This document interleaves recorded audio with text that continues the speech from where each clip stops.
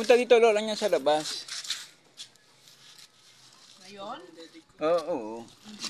Chuchay, pag naandun ka, hugasan mo nga yung mga plato doon. Nagagalit ang lola mo.